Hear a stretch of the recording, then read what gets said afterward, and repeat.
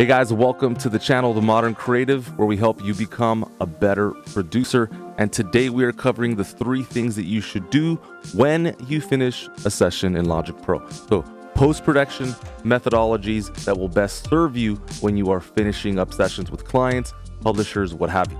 This is a project I'm finishing for a publisher. We're in that post-production phase. I've rendered all the various files that I need to render.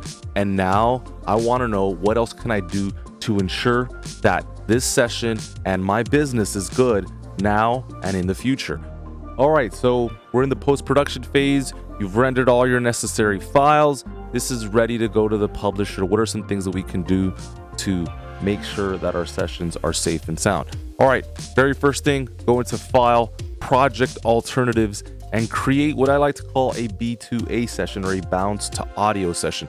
This is going to commit each and every track to audio, offloading CPU usage, but more importantly, creating audio files that you can access in the future. Let's say a plugin manufacturer goes out of business. I know that sucks, but it does happen. And let's say that you lose a license file or something.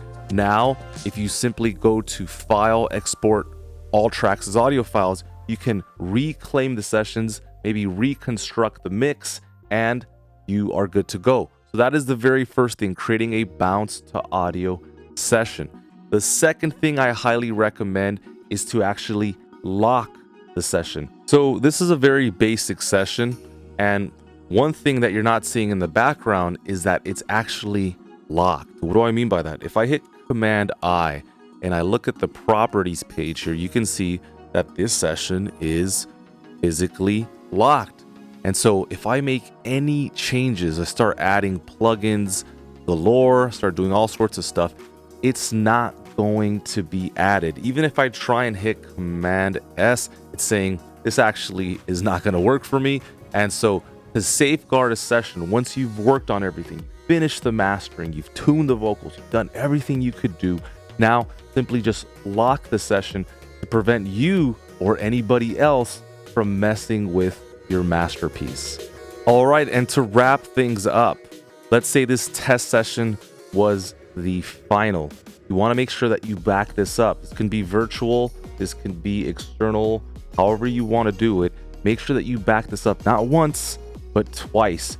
I see too many producers making the fatal mistake of not backing up twice, and it really is to their detriment. What if the hard drive actually falls out? What if it actually stops working? This actually happened to me a couple of days ago.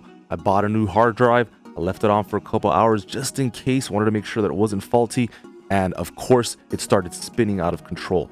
So back this up on one physical hard drive and then the other. You can see that I have 2 hard drives, one right there, the other right below that. Okay, very, very important. I want to make sure that the business continues to move forward no matter what. I've had clients reach out to me 1-2 years after the fact, and because of this system, everything is locked and loaded. So make sure that you save everything always at all times. So just to reiterate, number 1, bounce to audio. Create a project alternative to ensure that you can access your files at a later date, in case you lose licenses, in case whatever. Number 2, lock the session in case you ever go back in. I don't know, maybe you're experimenting or something. You want to make sure that the original is fully intact. And then finally, number 3, make sure that you save externally or digitally the copy 2-3 times over. Just good practices for you to know. I wanted to thank you so much for the opportunity to be here. Let's keep moving forward. Let's keep going up. And of course, I'm going to catch you guys on the next one. Be sure to support the channel. We'll see you. Bye.